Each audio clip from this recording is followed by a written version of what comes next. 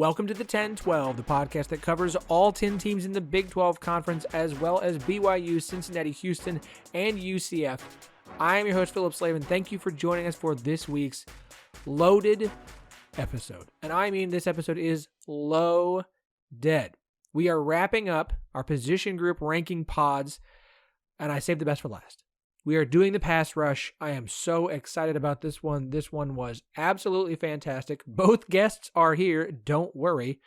Ryan Chapman, who works for the franchise in Oklahoma, great radio guy, and Robbie Triano, who also on the radio Sirius XM, Big 12 radio producer. They are joining us to rank them 1 through 10. We've got some consensus. I thought this was great. Just a fantastic conversation about what I think is the strongest position group or strongest thing in the Big 12 this year. You guys are going to love it. And college soccer gets underway this week. We got exhibition games last weekend. This past weekend, we get matches that matter this coming weekend. So I have 2 fantastic interviews to set up the Big 12 soccer season. West Virginia head coach Nikki Izzo-Brown joins us for a great conversation about what went wrong with West Virginia last year and why you should have much higher expectations for them this coming season. And then, as we continue to love to talk about the schools that will be joining the Big 12 in 2023, BYU women's soccer finished last season as the national runner-up. So we have their head coach Jen Rockwood on to talk about what expectations are for BYU this year and how that program is preparing to enter the Big 12 in the summer of 2023. 3 fantastic interviews. Like I said, a loaded episode. Look, I've got a long list of notes that I wanted to go over for this intro. We ran a poll on Twitter this week asking what should the Big 12's number 3 sport be? What should it be? What should it be? Should it be baseball, softball, wrestling, something else? We got a lot of answers. We got a lot of opinions, and I loved them. And I wanted to spend some time on that poll because I think it's an important conversation, but we're going to save it because this episode's too full, and I can't give it the what it is due. I do want to note, if you're a big podcast listener, if you do not listen to Going for Two, that is Matt Brown of Extra Points, who we've had on this show multiple times. That is his podcast. You need to go and check out the Big 12 preview with Shahan Jayaraji of CBS Sports, who is one of the most pro Big 12 voices in the national football, national sports media. He had a really good conversation about the Big 12, had some really interesting notes. He talked to Linda Livingstone at Big 12 Media Days about why herself and other ADs in the Big 12 were comfortable going outside of college athletics for leadership in picking the new Big 12 commissioner in Brett Yormark. Really interesting stuff. Great interview. You need to go and check that out. That is the Going for Two podcast. Of course, look, listen to every show on the 1012 network, TEN12, the word network.com. You can find links to every show, but listen to as many Big 12 previews as you can. This is one to definitely listen to. Huge news for the University of Texas and their football program.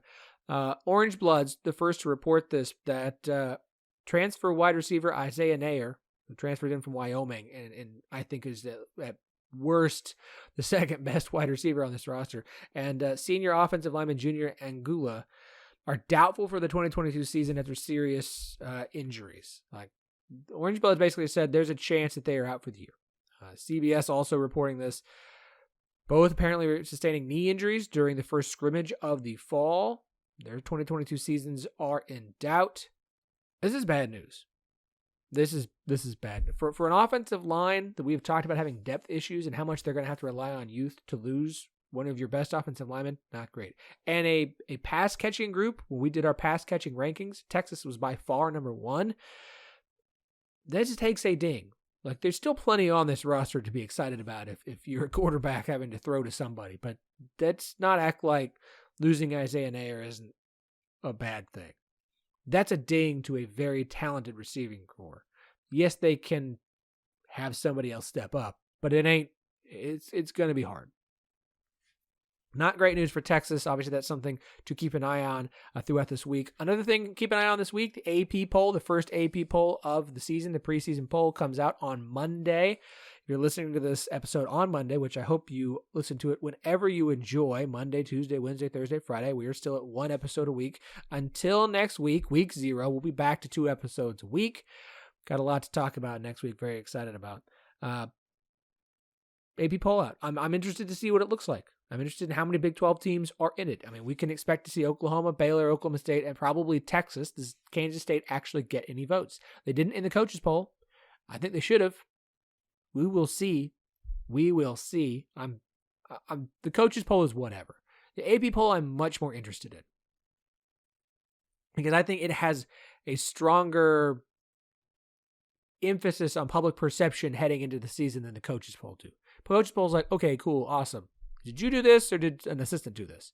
AP poll, these are people who cover the sport. And yes, a lot of them are people who cover very specific teams and very specific areas, and they are biased towards those teams in those areas. But when you put all that together, I do think you get a decent representation of how everybody feels heading into the season. But it also, I believe, it influences how people feel heading into the season, which is always my problem with preseason polls. But very interested to see what that looks like on Monday.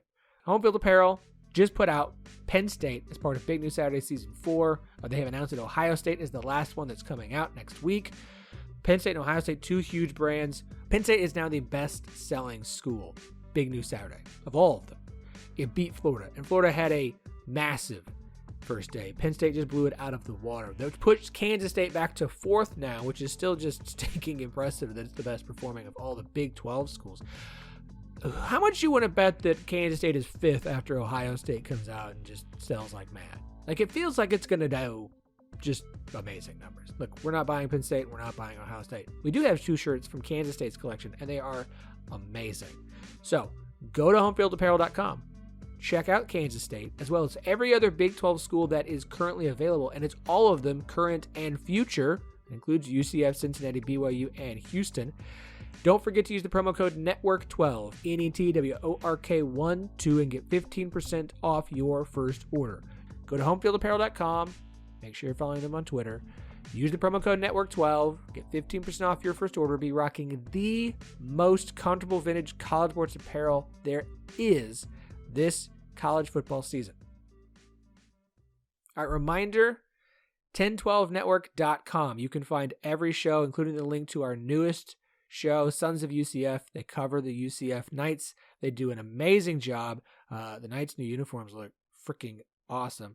Every show in the network, West Virginia fans, Raspy Voice Kids, Kansas fans, Rock Chalk Podcast, Texas fans, Fire the Cannon is back. Love it. Baylor fans, Between Two Bears, I know you want to check it out. Whole network is available on there. Go and check it out. You need to do so. Make sure you're following us on Twitter at 1012network. Make sure you're following us on Instagram at 1012pod. We would appreciate if you do. Shout out to those who left us reviews this summer. Matt Workman, back in July, 5 stars. Great pod. This is a great podcast for coverage of Big 12. Good people all around. Love it. Thank you, Matt. Sooner fan okay. Love this show. 5 stars. Y'all rock. Love listening to y'all every Monday, Wednesday, or Thursday. Love the 1012 pod. Hashtag Big 12 football rocks. Hell yes, it does. Jeff Ruff. New sub here. 5 stars. Excellent pod, fellas. I've added you to my pod rotation. Thanks, Jeff. WVU podhead. Let's go Mountaineers. And Sami, Sahmi. Forgive me if I'm mispronouncing it. Great Big 12 podcast, 5 stars. 1012 podcast has great content, very informative, engaging, and passionate, and highly recommended to not just Big 12 fans, but college football fans as a whole. All of you, thank you so much. I appreciate every one of these. I appreciate your 5-star rankings. I appreciate your reviews. It does a wonder for us. It really helps our show out. Plus, it's just nice to know that you guys appreciate, and you gals, you folks appreciate the hard work that I and everyone else involved in this show does. That includes our guests and our co-hosts, who, Andy and Jamie, will be back next week. Trust me, I'm even more excited than you are to hear them back here on the show. So, loaded show, as we mentioned. Pass rush rankings, Ryan Chapman, Robbie Triano. We've got 2 soccer previews, West Virginia head coach Nikki Izzo-Brown, BYU head coach Jen Rockwood. Loaded show. Let's get to it. Are you a parent listening to this podcast with a child at home, either in middle school or high school, but already thinking about college planning, scholarships, or dreaming of them playing sports in college? Do you know a high school or middle school athlete who wants to go and play in college? whether it's D1, D2, D3, or just they're not even sure, they just want to keep playing during college. Well, let us introduce you to one of our friends of the podcast and a company who is an expert in the world of college recruiting, Recruit Route. Led by our friend Brian Bedford, a 25-year veteran of recruiting and former D1 recruiting director, Recruit Route offers a full suite of offerings to help student athletes, parents, and high school coaches be better educated and empowered to successfully navigate the college recruiting process. Check out our friends at recruit-route.com. That's recruit-route.com. Don't forget, run your route in recruiting with Recruit Route. All right, the season is almost here, which means we have got to wrap up our position group ranking episodes. Look, we saved the best for last. Pass rush. I mean, how can you not be excited about the pass rushes in the Big 12 after what we saw last year and what we think we will see and hope to see this year? I have two fantastic guests joining us today to help us break these down 1 through 10. Joining us, Robbie Triano, producer for SiriusXM's Big 12 Radio, a radio station of which we are obviously a fan of. Robbie, welcome back to the show, man. It's a pleasure to be back. Big fan of you guys' work. So it's good to be here. And definitely I would consider this the most important position group. So I'm happy to break it down. Yes, absolutely. And also joining us, I believe this is your first time, Ryan Chapman. You know him from the franchise, does a fantastic softball show, OU softball show during a softball season. It was great, man. I loved it. Ryan, welcome to the show, man. Glad to finally be aboard. I know we've talked a ton, but I think this is the maiden voyage on the pot. So stoked to be here. You know, it's weird. I talked to so many different people, and I feel like I've had everyone on the show before, and then it's like, how have you not been on here yet? As long as I've been. So we have corrected an error finally and gotten Ryan on here.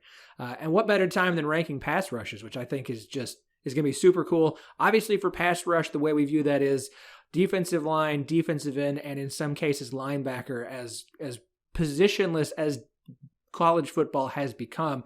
I mean, we talked last year, Nick Benito, is he a defensive end? Is he a linebacker? What position does he hold? Terrell Bernard, Jalen Petrie for Baylor. This has become such a big thing, and it's why I was so excited to do pass rush, and why it took us a little while to get our guests lined up, and I'm glad we're doing it today.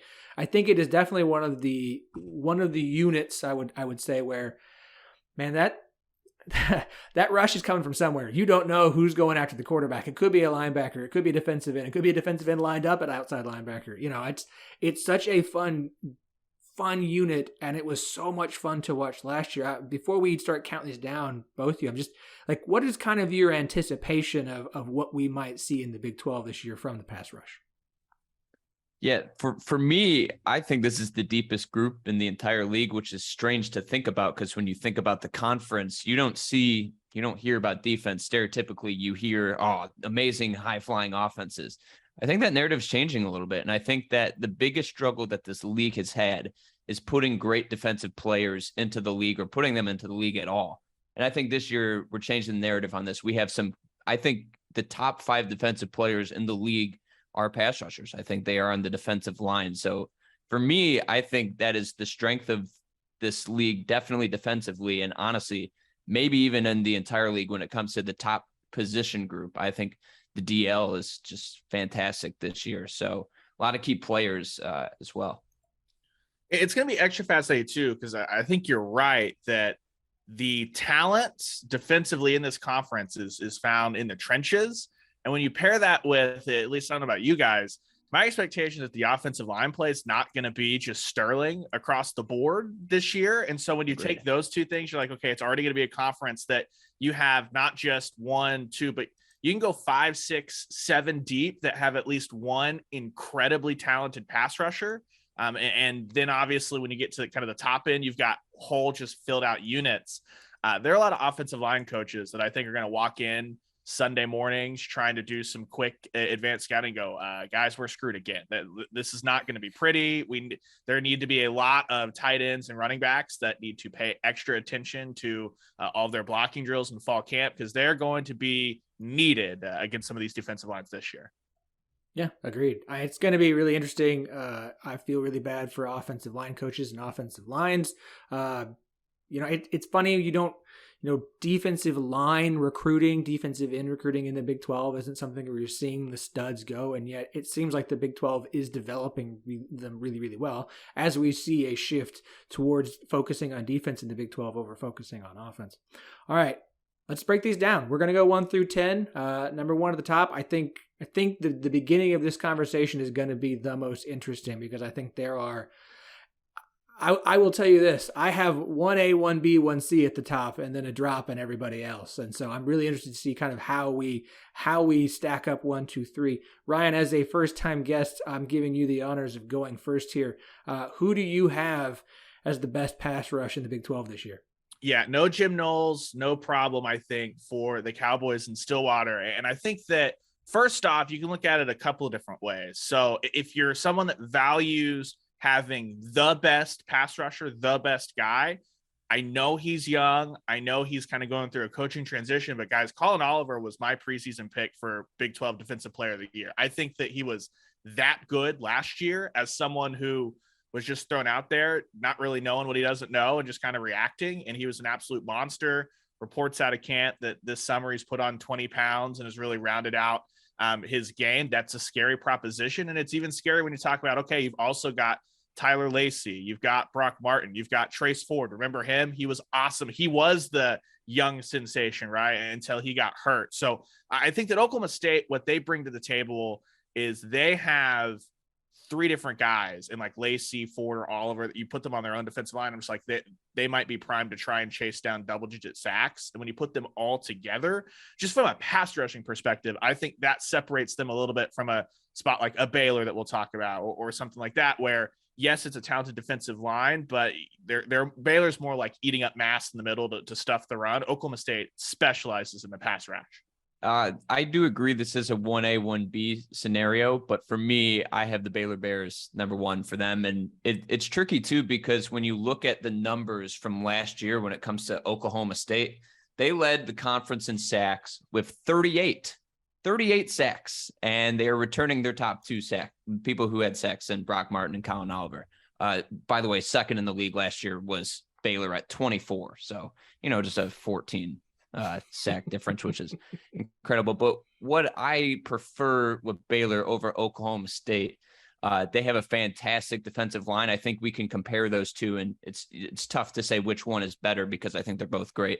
But I think what Baylor has that Oklahoma State doesn't right now, because they lost Devin Harper and Malcolm Rodriguez, is I think they have a lot more players at the linebacker position who can get to the quarterback a little bit more. Going to Big 12 media days and seeing Dylan Doyle, that is a ginormous human being, and he is replacing Terrell Bernard, who and he was still very productive last year. You have Gabe Hall, who is just a physical freak, and Bruce Feldman said it himself. He was number 17 on his freaks list, 6'6", 295 pounds. They just have players behind the defensive line that are great, and their defensive line is also spectacular as well. I love watching Siaki Ika Apu.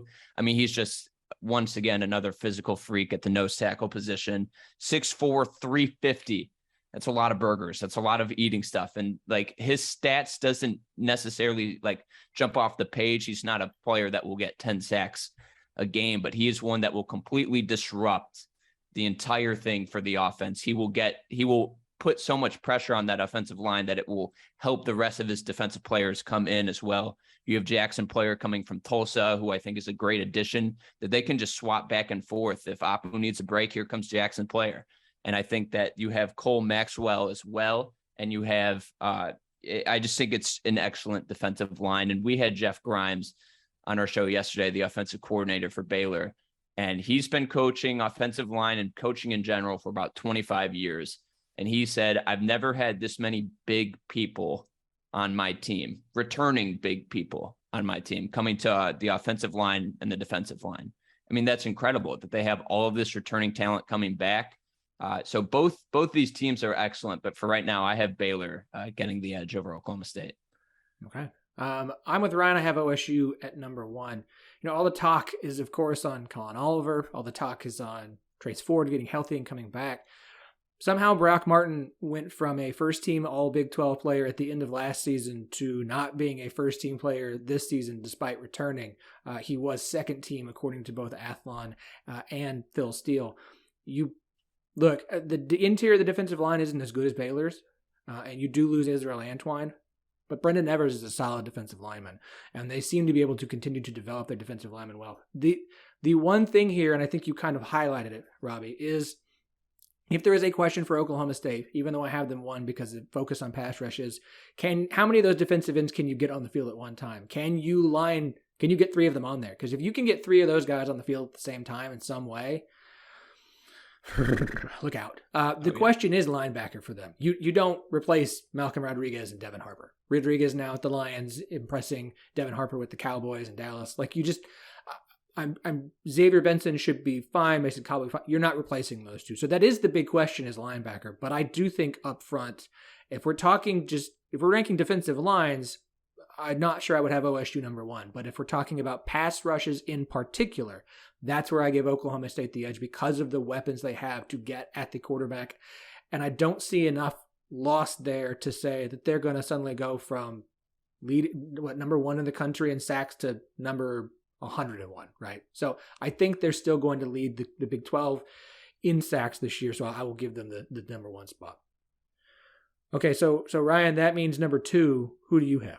Yeah, that's where Baylor comes in for me. For me, it was you got those 2 head and shoulders above the rest. Then there's a crop of 3 that we'll talk about here in a minute. But the thing I'm really excited about too is you mentioned it, Jackson Player coming in. He's a guy that I'm really hoping that he gets some shine because obviously, living in Oklahoma, we get to see Jackson Player be like the one guy for Tulsa week in, week out. But getting to see him take that step up and like you said, Robbie, like it's not going to show up for Ika and Player what effect they're having on the game if you're just coming in after the game and saying how many sacks do they have, things like that. But when you just talk about guys that are that size, that move that well, that's not something that this conference has seen a ton of the last decade along the defensive line. It's good to have that talent back.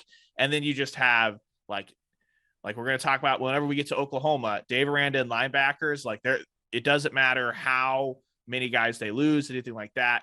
They're always going to have guys that can step up, be well coached, and be ready to take advantage of that. So I think it's OSU, Baylor, head and shoulders above everybody else. And just for the pass rush specifically, I'll nose the Cowboys in front and take the Bears second. Yeah, for me, Oklahoma State was my number 2. And I think if you have any other team in your top 2, I just don't think it's correct. I think these 2 stand above the rest when it comes, and we saw it last year. But I mean, I want to talk about Colin Oliver a bit. I mean, for how young he is, for what he's going to do in this conference this year is going to be spectacular. And I mean, the way they can get to the quarterback, they've shown it last year, and they're returning the 2 top sack people. So it's just incredible what they can do. And we talked to Mike Gundy at Big 12 Media Days and had him on during spring camp.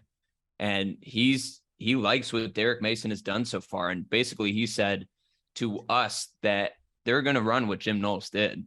I mean, like he knows exactly what they're going to do. They know that it works, and they have a lot of those key players down there. So for me, I don't see Oklahoma State's defense dipping too much. There's a lot of uncertainty in positions besides the defensive line for me. But for that, I mean, you mentioned it earlier too with the offensive line play in the league this year. There's only like 2 or 3 that I'm confident about. The rest of the league, I'm not. So I think that group is going to be explosive, and I wouldn't be surprised if they make it to the Big 12 championship game again. You mentioned with Mason, Gundy's basically treating the defense the same way they treat the offense. There's the Oklahoma State offense. If you're going to come be the OC, you're going to run it and add your own touches to it. There's now the Oklahoma State defense, which if you're going to come in and coach defense at Oklahoma State, you're going to run their defense and just add your own flares to it. So I'll be curious to see what Derek Mason's flares are to OSU's defensive scheme, but it's not going to change overall. Yeah, I mean, we all have OSU or Baylor number 1, number 2. That's nothing too surprising. I think Baylor's got the best interior defensive line in the Big 12 because you are 3 deep with guys that would start anywhere else in the Big 12 and at pretty much just about every other Power 5 program except maybe Alabama and Georgia with what you've got at Siaki Ika, what you've got at Jackson Player transferring in, and at Gabe Hall. I think those three are fantastic. I think the linebacker, you're right, Dylan Doyle should be really impressive. Like, he's no Terrell Bernard, but he's still going to be soft. Honestly, the weakness to me of the pass rush for Baylor and why I give OSU the edge is a defensive end. Like, I just don't like TJ Franklin is going to be solid. And again, we're not talking about Cole Maxwell, as you mentioned. Like, we're not talking about, again, 1-2, it's 1A, 1B. If you were to actually rank these nationally, everyone I've seen has them like 8-9, 7-8, like right next to each other.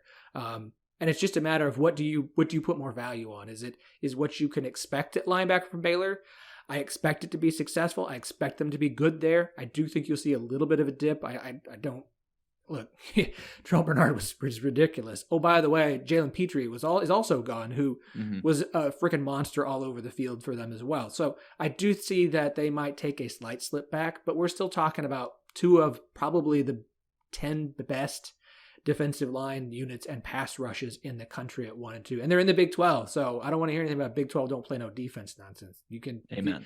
Anybody says that, I'm immediately going to mute the game and go find the radio broadcast of one of the two teams and listen instead. Because I don't have time for you who hasn't paid attention to the Big 12 since it was 2015 and suddenly you're told that you need to go call a game. So you're preaching here, because I've been thinking about starting a movement, because I can't believe how many like national people we'll have on our show. And they're like, oh, well, the Big 12, they just kind of throw it around. It's like, that's not very true. And also I think the quarterback play in this league has gotten a little bit worse. So I don't think that's true. And I think we have the innovators of what will stop the offenses that, used to dominate this league. I think John Haycock changed a lot of what happens in college football in this league. So anyone who says that, I just immediately stop them, put a dunce cap on their head, and then laugh at them. That's what you need to do.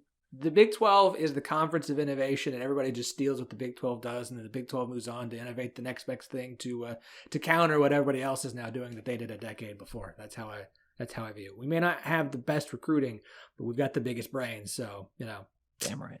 Habs. Take that, Stanford. Yeah, exactly. Hey, if they like a new home. Okay, Ryan, moving on down to number 3. Who do you have?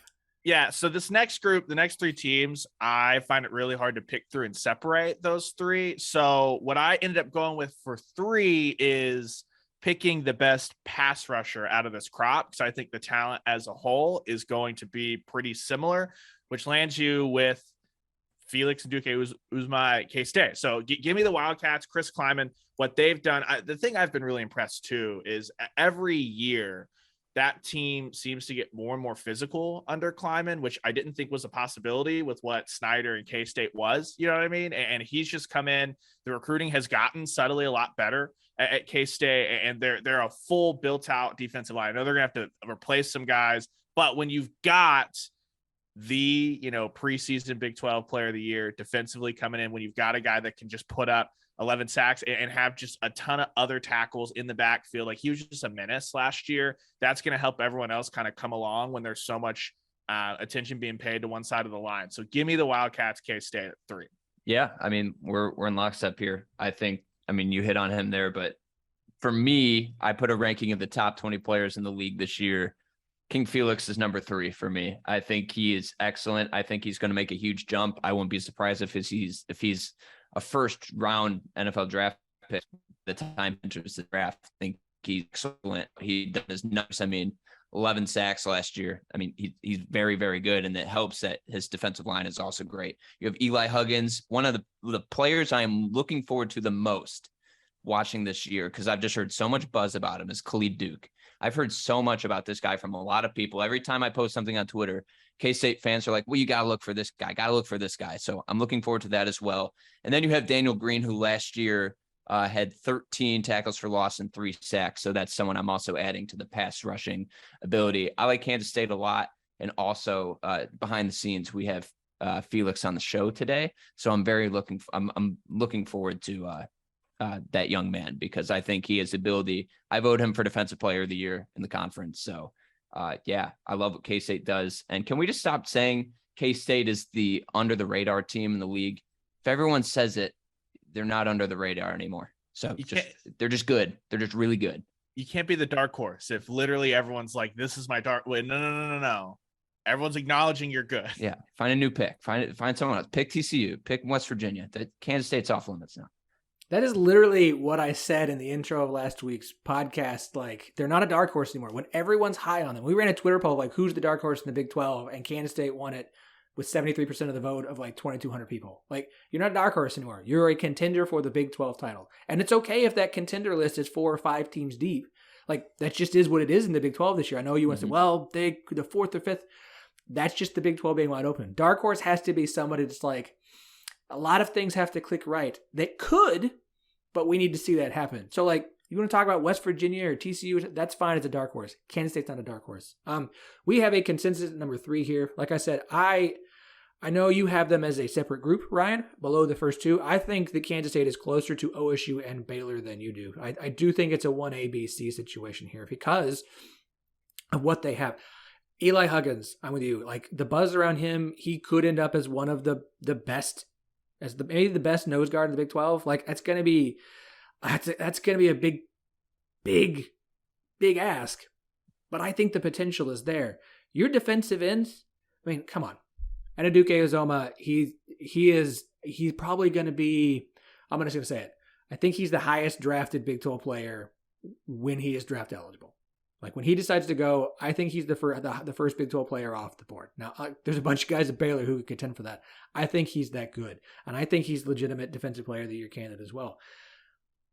You get 2 linebackers in Daniel Green and Kaladi Duke that, man, I'm not sure there's a better pass rushing linebacking duo in the Big 12. Like, I think this is this year's Devin Harper, Malcolm Rodriguez. It's at Kansas State. I think it's those two. So you put all of that together. It doesn't have the defensive end unit that Oklahoma State has. It doesn't have the interior defensive line unit that Baylor has, but I think it has the best linebacking group of those 3 schools, which is why I get them and put them so close to the other 2, which is why I just have them at 1C. So again, they're 3rd in this ranking, but I think 1, 2, 3, those three pass rushes are going to be a ton of fun. It's why I think that I know I preseason picked Oklahoma to first in the Big 12, I think because of just the talent overall. But I do think the other team that is in the Big 12 title game is going to come from one of these 3 teams just because of that pass rush they have and how lethal it's going to be in the Big 12 this year. Yeah, I just don't think outside of that, you've got another team that has a position group, like offense or defense, that they can lean on and say, we're going to get this level of production out of it. Like, there are no other like more sure things than the 3 defensive line pass rushes that we've talked about. I would put Texas's receiving core because when we say receiving core, we include running backs. Well, so are we sure that they're going to be able to get the ball? Like, we've got a guy that is terrible in Hudson Card and someone that's thrown no passes. We're just talking a unit. You know what I mean? You didn't, I realized, but on its own, on an island, that unit is really, really, really stinking good. Well, the problem is that that's the one unit on the field that is totally reliant on somebody else. You know what I mean? Fair. Very, very, very fair. Okay.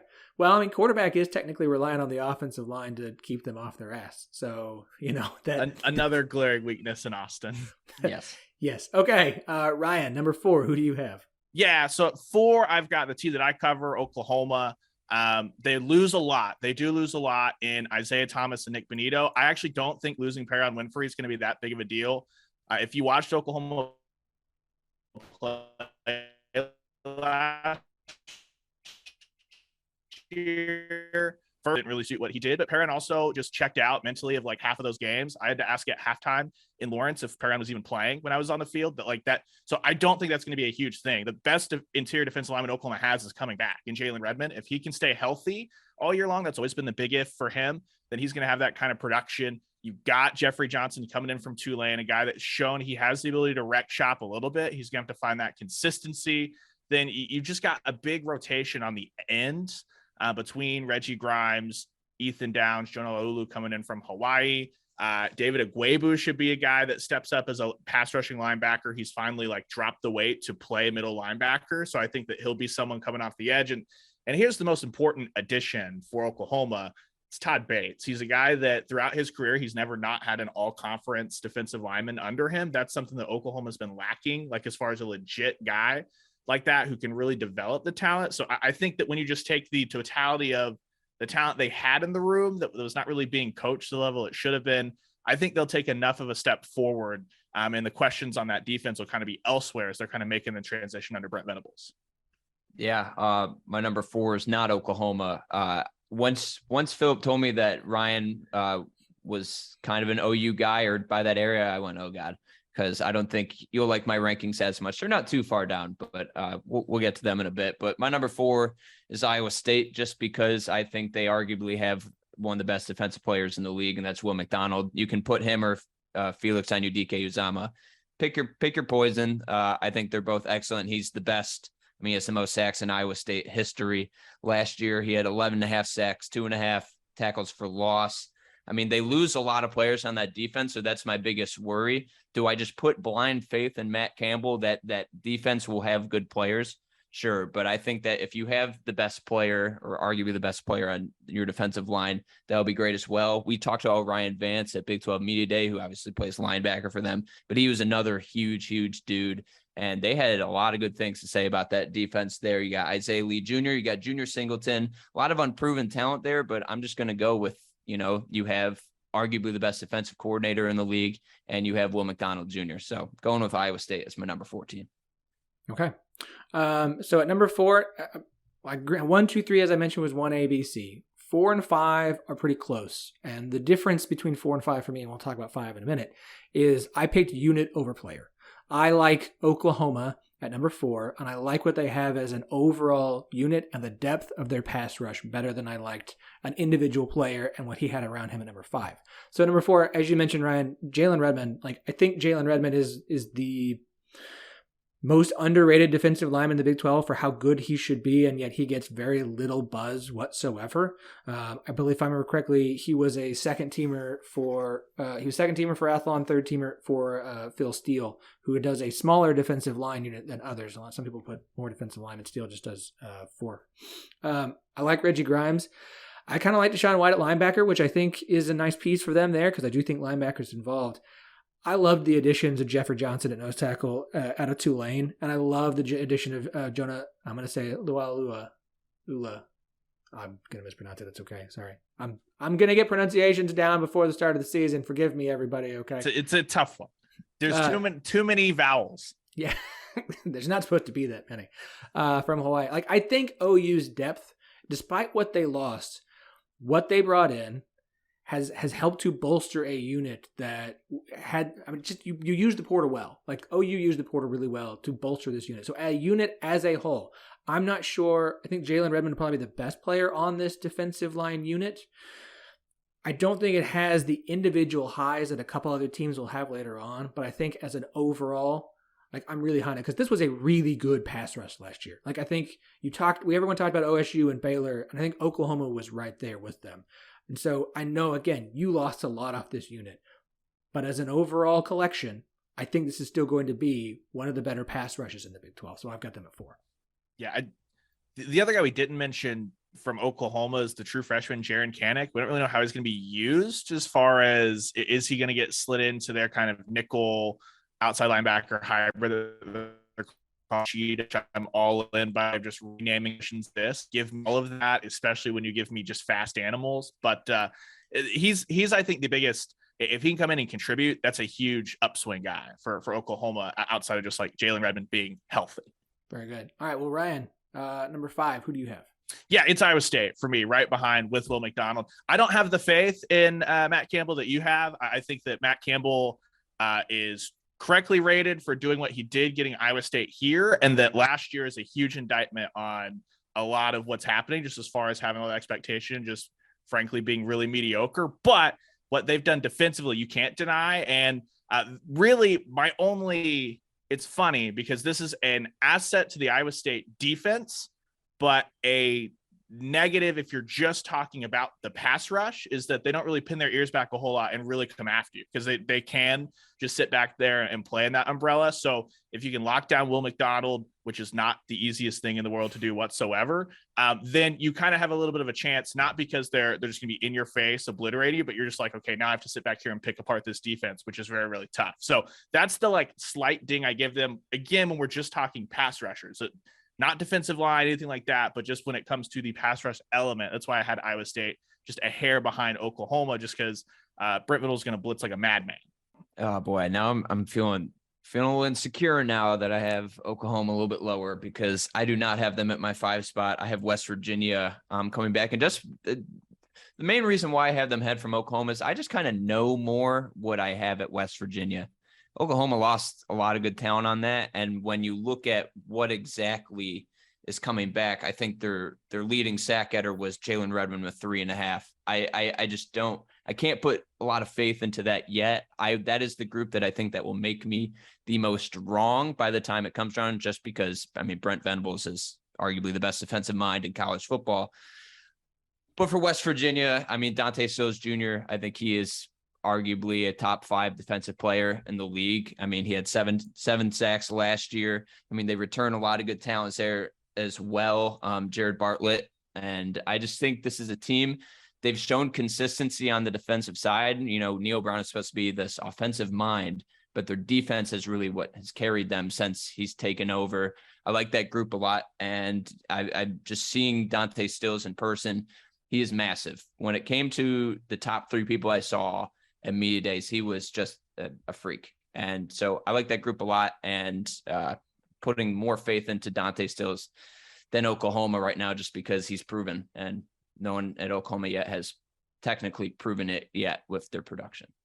Ryan, I think we just copied each other's homework. Like, I don't well, we sent each other our lists beforehand. Yes. Yeah. Right. Sorry, Robbie. I forgot to DM you that. Yeah, I have Iowa State at 5. And as I mentioned, the difference for me between 4 and 5 was I liked one unit overall better than I liked one individual player, because you're not going to argue against Will McDonald, like, as a defensive end, just being an absolutely disruptive pain in the ass if you have to play him. As somebody just watching him on any given week where he's not playing my Oklahoma State Cowboys, like, man, you're fun to watch. Yeah, it's ridiculous. Go terrorize and tear it up. But when you're playing my team, like, I want nothing to do with you, please. Like, I would never want somebody to get injured, but flu got him this week. How terrible. Will McDonald is an absolute monster and a freak, and elevates this whole entire defensive line. If he had not come back this year, like, I'm fine with trust Matt Campbell.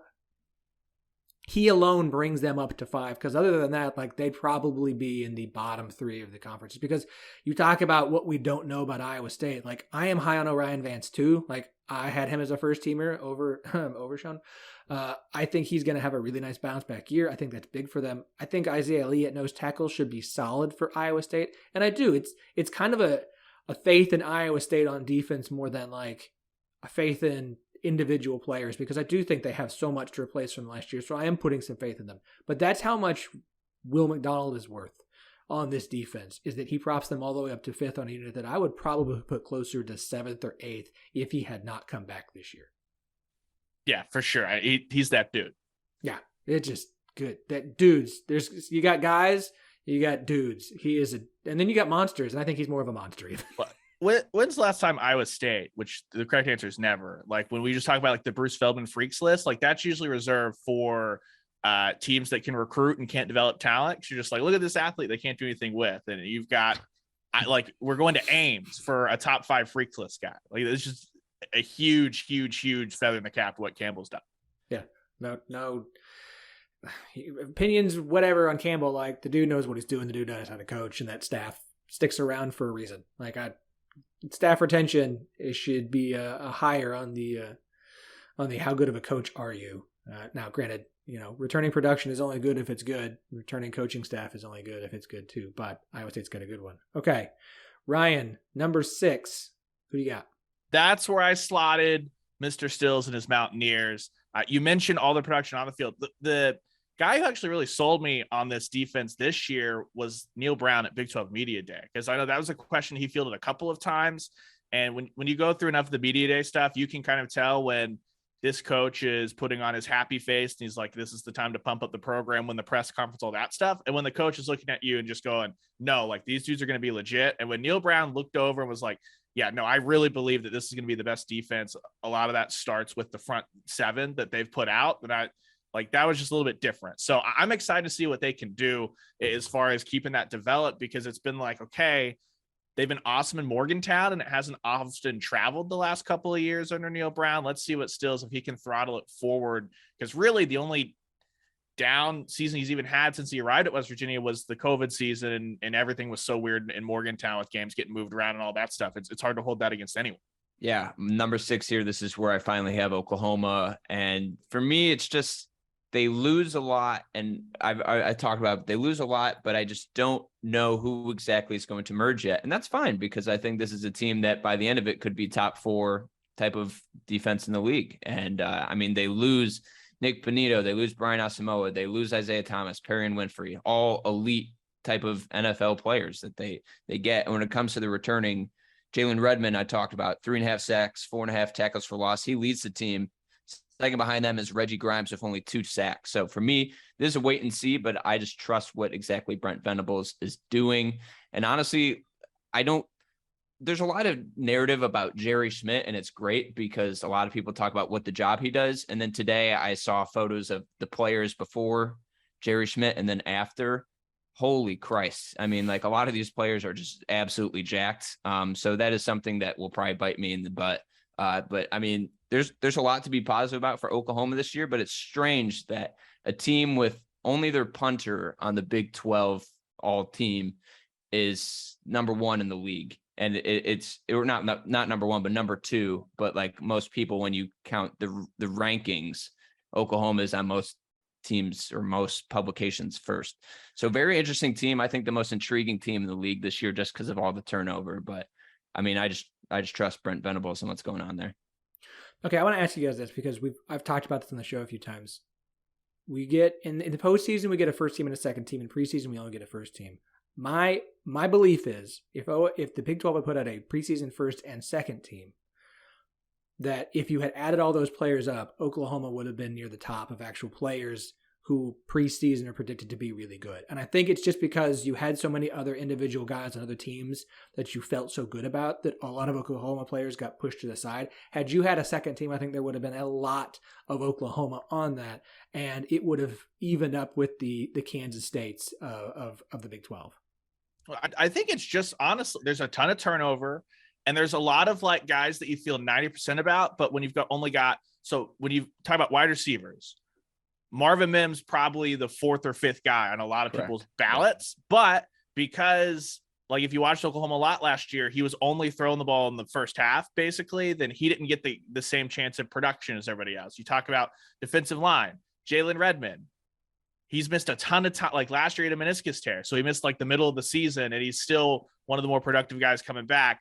Is that good enough to be over the 5 or 6 guys we've talked about? No, right? So I think that Oklahoma State's defensive line, like you would have had all the rest of those guys on the second team, plus like Redmond, stuff like that. I think it's just a case of, for Oklahoma, the weird thing was every time you went head to head, there was enough of a question to be like, okay, let's go ahead and put someone else on the first team. And then by the end of the year, everyone will be like, we'll make up for it on the back end if you are what you think you're going to be.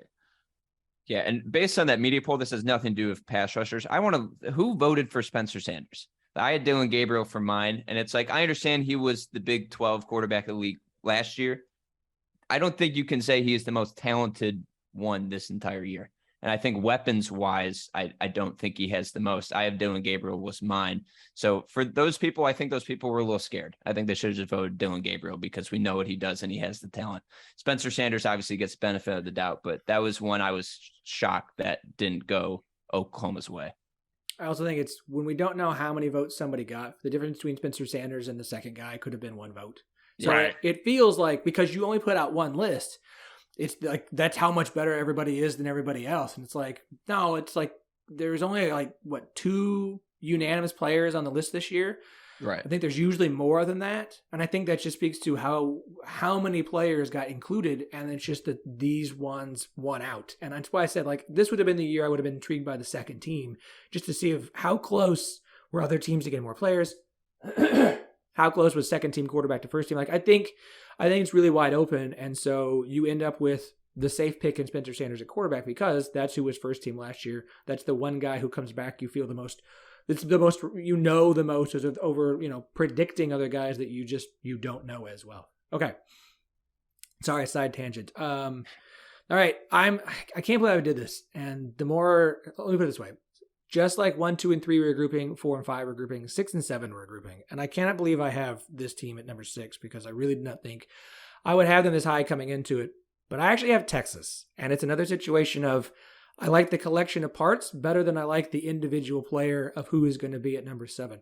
And as a pass rush, I like Alfred Collins at defensive end better than who I like at defensive end. Sorry. The team that's going to be below them. So I really like Alfred Collins. I think Demarion Overshown is going to be probably the best. Well, I didn't even have him on my first team. He's going to be one of the best linebackers in the Big 12, easily.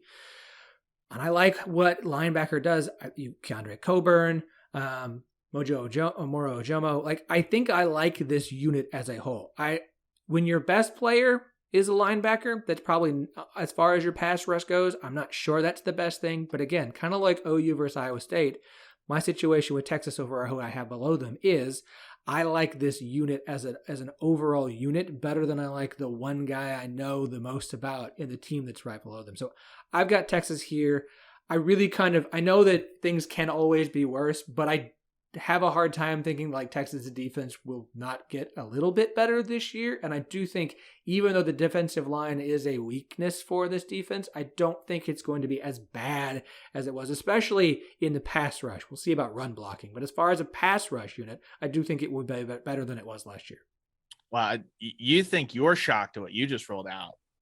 I'm stunned that I have this next team this high. But let the good vibes roll in Lubbock. Give me the Red Raiders. Give me Tyree Wilson. I want all of the Tyree Wilson stock. I don't think there's a ton of it left based off how he finished last year, but I want all of it. And this is I'll take Tyree Wilson over anyone on the Texas defense and maybe anyone on the Texas offensive line too. Save their skill positions.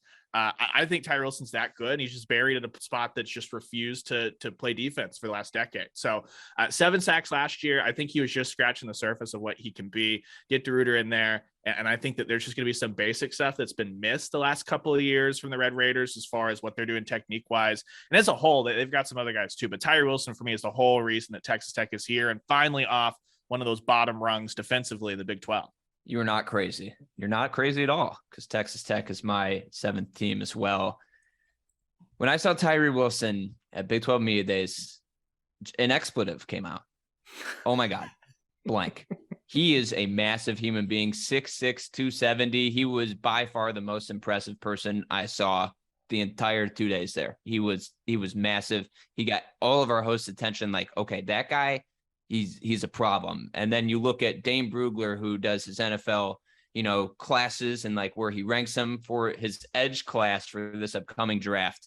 Tyree Wilson was number 4. That's just incredible. The fact that he's that high up, and I don't think he's a person in the league that is necessarily talked about as a top 5 type of player, but he's got some juice. So I love him on that defense there. You have Jalen Hutchings as well, who had 3.5 sacks last year. And I just like this defense. I like it. I like it a lot, but those two are, I think, excellent. But Tyree Wilson could sneak up and maybe lead the league in sacks this year.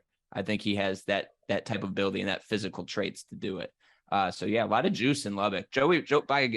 Once again, Joey McGuire, when he was hired, I was like, I don't know about this guy because, Matt Wells, he had a good roster. I mean, they were on track to go to a bowl game and they did. He built something there. But once I shook Joey McGuire's hand, I was like, okay, I get it. And now you can see what that fan base has done to he galvanized that whole entire city, entire campus to go with him. I'm buying a lot of stock for Texas Tech when it comes to the long-term play. This year, not very high, but I love what they have there. All right, I'll get to Tech in a bit since you guys both have them. I have West Virginia here. As I mentioned, unit versus individual guy. Now, I really do like the interior of West Virginia's defensive line. I don't know what else there is to say about Dante Stills. That hasn't been said by everybody else already. First team, all Big 12, Athlon, Phil Steele, Joe Broback, which is one of ours that we use. And I like Jordan Jefferson. I do think that he is going to be a solid piece on that defensive line unit. Outside of that, we'll see how Taj Alston does. The guy I'm sneaky interested in is Jared Bartlett, which is kind of their defensive and linebacker guy that isn't getting talked about a lot. I am really intrigued to see what he does this year. I think he could end up being that guy for them who's the sneaky, interesting sack weapon. So I'm very intrigued by him. But as far as the rest of this pass rush, like, okay, I'm really good with the interior of this defensive line, but the interior of the defensive line isn't the unit that's going to get the most sacks and get after the quarterback the most. So while I really like it, I don't feel as good of as a pass rush unit as I did Texas as an overall unit. Because look, I want to feel good about your defensive ends. Like, I've got to feel good about them if I'm going to do rate you high as a pass rush. And I feel better about Texas's than West Virginia's. So I've got West Virginia here. That doesn't mean I'm not high on them. I think this will be the best unit on West Virginia's defense, which I'm not high on that secondary, so we'll see. I hope West Virginia can score this year because they may have to outscore opponents this year as opposed to being able to rely on the defense like they have in the past. But I'm high on the West Virginia defensive line. I it's funny, we're going to do this 1 through 10, and I almost hate ranking things. And next year we may do this in tiers because I think that's a better representation of how this works. Because obviously I'll get 1, 2, 3, and then 4, 5, 6, 7. Yeah, OSU and Baylor are far and above everybody else, but I don't think, even as we go down this list, it is as wide of a gap from 1 through 8, 9 as it is in other position groups in the Big 12 where there are huge gaps between like 1 and 10. I actually think this 1 through 10 is the closest of any position group there is in the Big 12 is the pass rush. Yeah, it was a big headache for me trying to sift through 3 through 7 and being like, where do we this versus that? What do we do there? 8, 9, 10 was a lot easier for me. I think there was like, I think that it was the easiest. Yeah. 1 and 2, boom. 3 through 7, big gap. I've got Texas at 8 and then big gap, the other two. I was a believer in PK coming over from Washington. I was very concerned what I saw last year, especially in the second half of games for Texas, because it really felt like you go back to Oklahoma and Oklahoma State, those two games that happened pretty close together for Texas. And when they were getting stops in the first half, it felt more like Oklahoma State's offensive line and Oklahoma's offensive line just not picking up what like it was mental mistakes by them that really blew up a couple of drives. And then obviously both teams were able to come on back and figure it out and get things sorted in the second half. Like, they've got pieces with Overshow and Coburn, guys like that I like individually, but altogether there's something with this defense that just isn't making sense right now. And I'm not sure that 1 year was enough to kind of get that forward. I think that's more of a structural thing, something that Kwiatkowski and Sark had to kind of take over, which is the same problems that Charlie Strong took over and the same problems that Tom Herman took over, which is just, you don't have a ton of tough guys down there in the trenches. And I don't know how you change that overnight without bringing in a ton of new bodies. And that's not an area that Texas targeted as far as a bunch of like different transfers or guys that are to come in and contribute early on. So I've got Texas kind of in their own little tier down here at 8. Yep. I'm with Texas too as well. Last year they had 13 sacks, which was 7th in the conference, and they lost their sack leader in Ben Davis with 2.5. I mean, that just kind of shows how bad they were at getting to the quarterback last year. I mean, that defense was hard to watch. I mean, they gave up so many points. And this year, I think there is more consistency, like what Phillip talked about. You have Moro Jomo, you have Keandre Coburn, you have Ovie Agofo. Our host, Dusty Dvorak, he's very high on Coburn a lot. So he thinks that he's going to be a major player this year and a player that may rise up the ranks. But for this, I'm not too high on this defense as well, especially their pass rushers. Yes, there's consistency. Yes, they have returning talent that has been there, but did they even produce at all to begin with? So this is a team that I think will take a big step just because it is year 2 in that defense. But I don't think Texas's defense is going to be something at the end of the year that we're going to say is a top 5 defense. I still think they're among some of the worst in the conference. So I am with Texas. This is where I have Texas Tech, 1 spot behind both of you. And look, I don't know what else there is to say about Tyree Wilson. I'm just not as high on the rest of the unit as you guys are. And so I think Tyree Wilson is going to be awesome.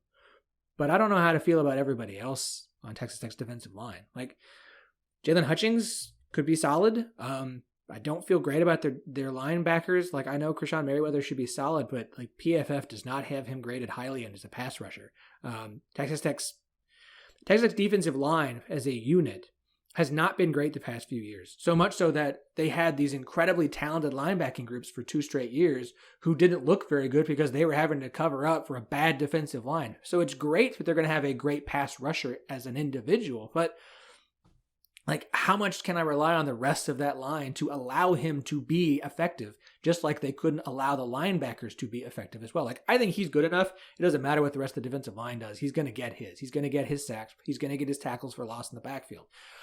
But outside of that, I still don't have a lot of confidence in this defensive line. And you lose that really talented linebacking core. And the best one I think you bring back in Merriweather doesn't have a great pass rush grade. And I think that's because they haven't had great defensive line play. So maybe if the defensive line as a unit as a whole takes a step forward and is better this year, then this is a unit that would rise up significantly. But even with just as a pass rush and even as good as your one guy is going to be, I don't feel good about the rest of this defensive line. Like, Wilson's going to be awesome, but you're going to have to show me something from the rest of these guys to convince me that this unit as a whole is going to be better than bottom 3.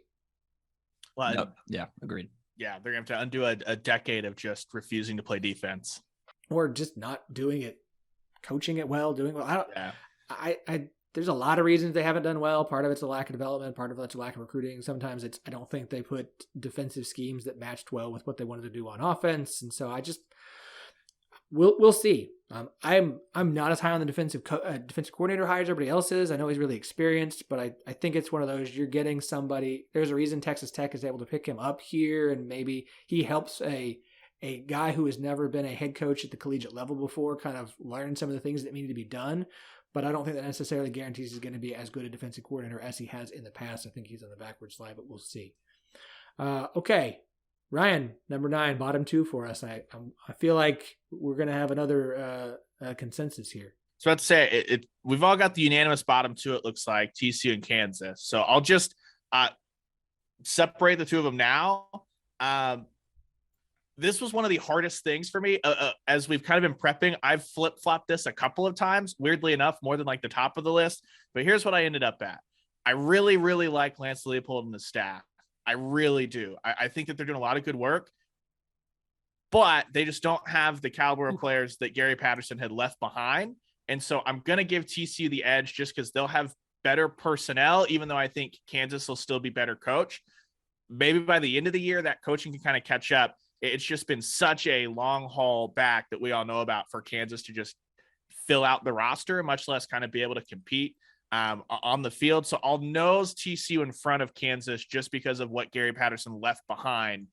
Though by the end of this year, I think that Leopold will be making some gains, and Sonny Dykes will have to really scratch his head and think about what to do with that defense. Yep. I'm right here as well. TCU is number 9 for me. And so we had Travius Hodges Tomlinson on our show, who isn't in this pass rusher, but he said something that just like made me laugh out loud. Do you know that clip online of like a peewee football player being like, it wasn't us, it was the coaches. It was the coaches who let us fail.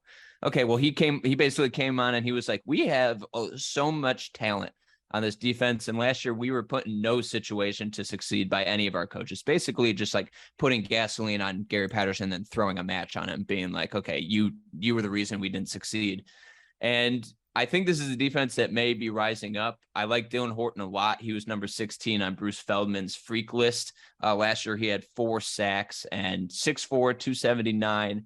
He has some incredible, physical traits as well, but this is not a line that is necessarily that strong. If O'Shawn Mathis was still there, I think this would be definitely higher on our list as well.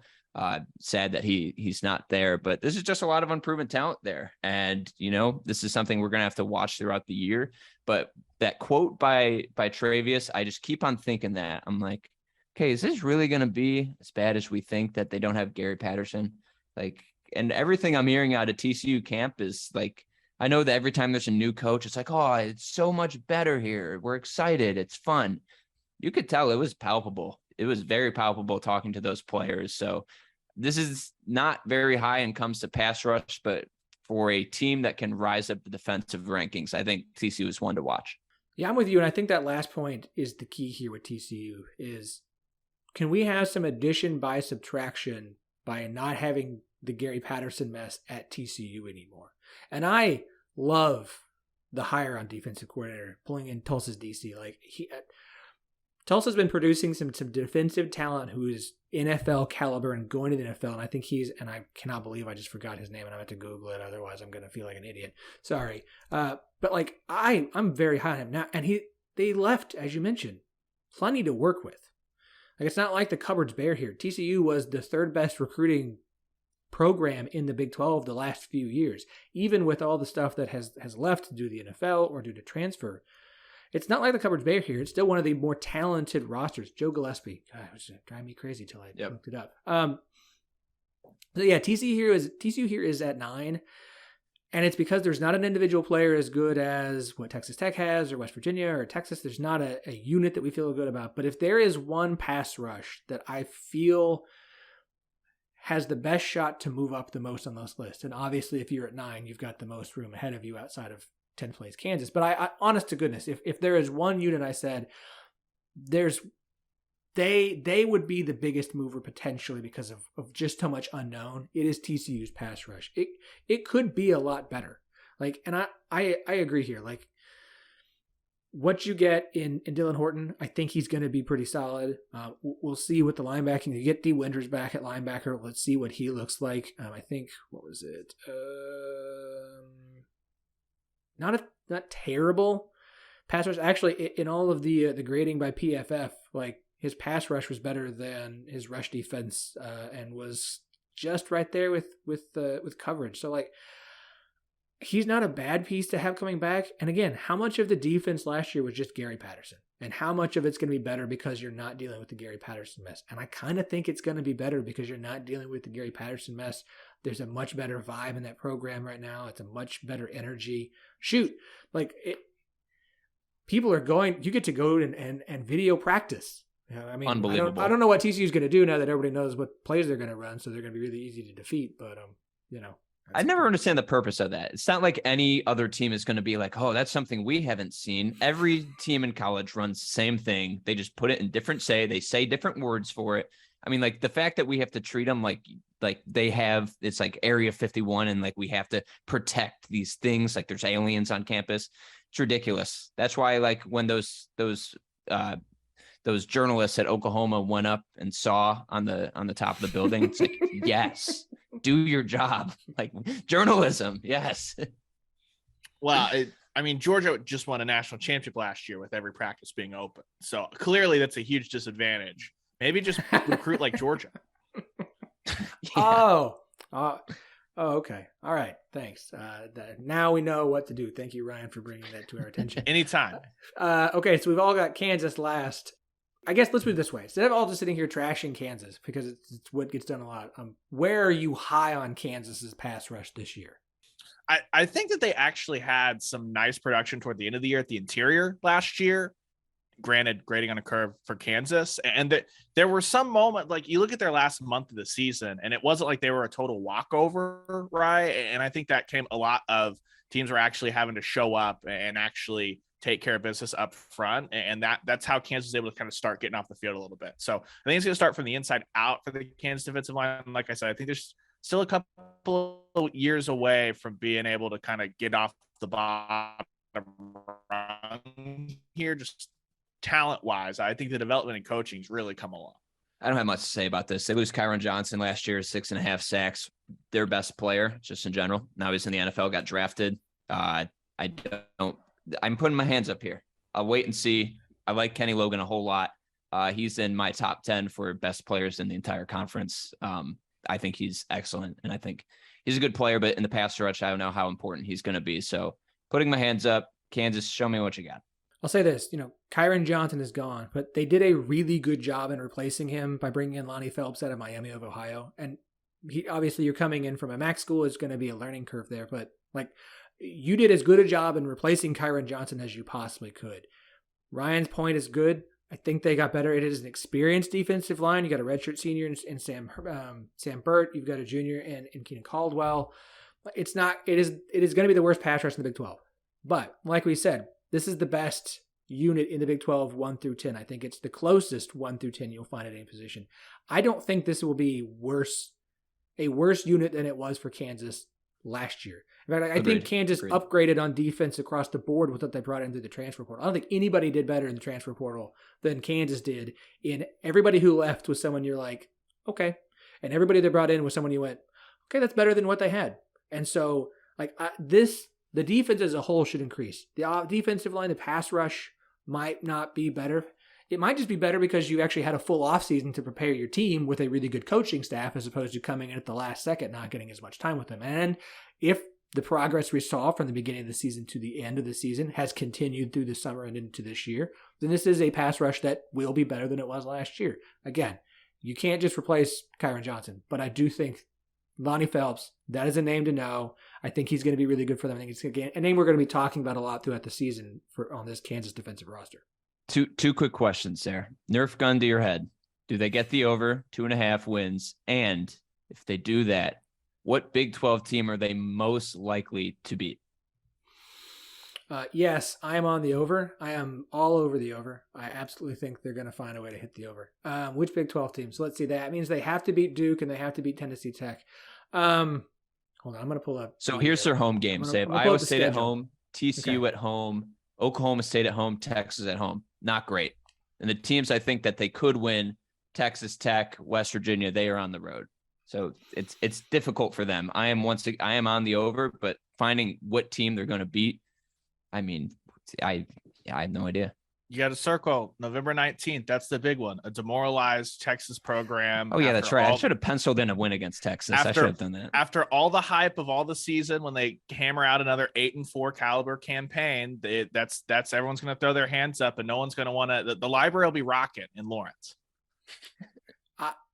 In my opinion, if the over is going to hit, they almost have to hit it in the first half of the season because the back half of that schedule is not friendly to them. At Baylor, Idle Week, OSU, at Texas Tech, Texas, and at Kansas State. I think for them to hit the over 2.5, it has to come in the first 6 games of the season.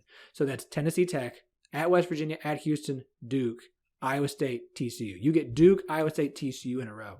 I think you got to win against Tennessee Tech, not let losses at West Virginia and Houston beat you down, beat Duke, and then beat one of Iowa State or TCU. Do I think they can do that? And Iowa State fans and TCU fans are going to get real mad. TCU, you've done it before.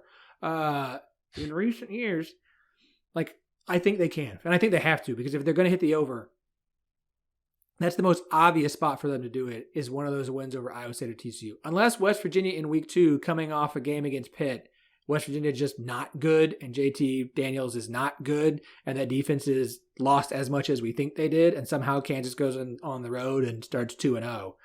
But I think Iowa State or TCU are the 2 games I would circle as those are one of the ones they have to get if they're going to hit the over this year. Totally. Yeah, agreed. That's it. All right. You guys have been awesome. This was fantastic. Coming in here talking about Freaks List, got stats to back stuff up. You know, this is also why I go last, so I have to do the least amount of work. It's just called work smarter, not harder. Guys, you've been great. Robbie, you do a wonderful job on SiriusXM. Plug it all, man. Plug whatever you want. So the show I work on mostly is Big 12 Today, SiriusXM channel 375 from 3 to 5 p.m. Central. You got Dusty Dvorak, you got Gabe Eichert, sometimes Holly Rowe make an appearance. It's a really fun show with a lot of great people. We give a lot of great insight. And then also there's Big 12 This Morning with Ari Temkin and Dave Archer from 7 to 10 a.m. Central Time. So tune in. You'll get a lot of great insight and analysis on the league. Well, once again, there's no network for the Big 12. So we are the network. So if you want any insight information, we are your go-to. Let me just say, I am a big fan of Ari and Dave and the morning show that they put on. That is not biased because they've had me on twice. It's a really good show. And we have, of course, had Ari on the show. You're coming on soon. Don't worry. You're on my docket. Hey. Yeah, just keep buttering you up, Robbie. Get you on more and more. Ryan, same thing, man. Plug it. Yeah, for all your OU coverage and stuff, we're over at allsooners.com. The big name there is John Hoover. That's who you want. That's who you know, who you love. He hasn't gotten to a rumble with Brent Venables yet, but I'm sure that's coming as is tradition with Hoove. And then radio-wise, 3 to 6 p.m. every day on the franchise. And if you're ever in Norman, if you're traveling in, not an Oklahoma fan, but you're traveling in for an away game or whatever, come hit us up. We'll be post up on the north side of the stadium, on stage, all that stuff, doing pregame stuff all year long. Yeah, Ryan is good people. If you want to go talk some football, talk some sports, talk some OU softball, hit Ryan up. He's a smart guy. If you just want to go be a jerk, go elsewhere. Okay, go find another place. But if you want to have a nice conversation, these are two guys to chat Big 12 with. They're both on Twitter. Go hit them both up, boys. You have been fantastic again. Thank you so much. I said we saved the best for last. I don't mean to insult any of our previous guests who've helped with position group pods, but this one was pretty damn good, guys. Ooh. Thank you, Phil. Appreciate it. We appreciate it. It was fun, man. Hey there, 1012 Network listeners. This is Dustin from the Scott and Holman Podcast, the original Houston Cougar athletics podcast, and the latest member of the 1012 Network. My co-host, Sam, do you want to tell the fine folks what the Scott and Holman Podcast is all about?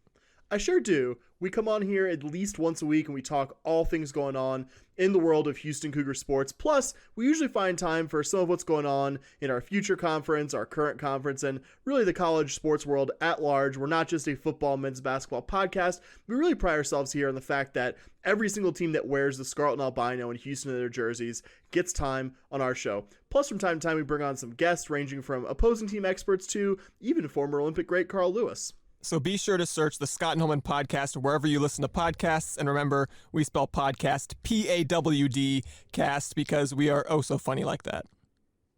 Soccer season gets underway this weekend. Every Big 12 team will be in action on the pitch. I am very excited. Love women's soccer. It's a very exciting sport. If you're not watching it, I don't know what you're doing. Come on. Women's sports are awesome. Collegiate women's sports are even better. I am very excited to have a guest I have wanted to have on the show for a little while. I think one of the best coaches in the Big 12, a team in West Virginia who is, to me, a perennial contender in the Big 12. Coach Nikki Izzo-Brown joining us today on the 1012. Coach, welcome to the show. Phillip, glad you're having me this morning or this afternoon, and I'm excited to be here. The season is almost here. I'm sure you are excited. I'm sure your team is getting ready. I want to start. Let's just start on the kind of the down note, and then we'll end on all the high things. Obviously, okay. Last year was a down year for West Virginia. Missed the NCAA tournament for the first time since 2000, ending a 21-year streak.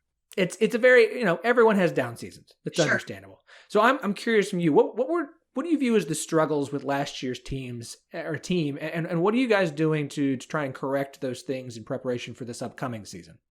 So those streaks, you're so glad they just kind of get off your back. I remember we had a couple other streaks going, and one or doing things at a high level is very hard, and it's not easy, right? So last year, we were nationally ranked for most of the season, and then the injuries happened that really hurt us, and we started struggling to score.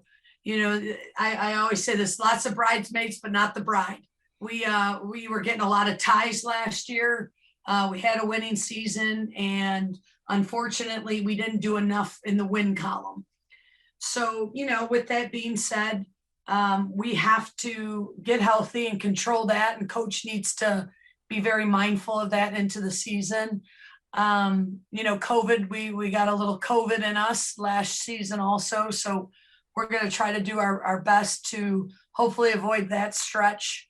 So that didn't help, but at the end of the day, we had to put the ball in the back of the net. So all last spring, we did a lot of sessions in front of the net, and we ended in front of the net. And so those would probably be two main takeaways from last season going into this camp. You do return a couple of I would say some studs heading into the season. Fifth-year forward Lauren Segala is back. She led the team with 6 goals last year. I mean, how is she taking, or I guess my question is she taking on a leadership role as a 5th-year player? She's a 6-year player. Oh, okay. Well, it's amazing. I know. I call her my super senior plus. So she's lots of S's. Lauren absolutely is. We are so thankful and grateful that she decided to return for her sixth season. She's in her master's program right now, and it made a lot of sense for her. And, she wants to potentially be a pro. That's, an opportunity that we all believe she can do. So a player of that caliber returning, pressure's a privilege. I don't ever want to put more pressure on a kid. I just want her to do her job. And, make sure that all the experiences she has, she shares and she continues to get better. Who else do you view as leading this West Virginia team in 2022 on offense? We have a there's so many people to look to. I would tell you that Aaliyah Scott is a returner in midfield. She's somebody we're going to rely on to really connect and, break lines and get into the attack. Then, you're going to see Delari Beltran, who started every game for us, and Aria Beal, you're going to see, and then Julian Valorant, who, scored a lot of goals last year. So I'll probably count on them. I'll lean on them. And then we'll kind of move into midfield and, look at some of them and say, hey, how are you going to generate the attack, but also how are you going to finish for us? It's got to be good to know that you have somebody like senior goalkeeper Kayla Massey coming back. Allowed the fewest goals in the Big 12 last season, and it was second highest save percentage in the Big 12.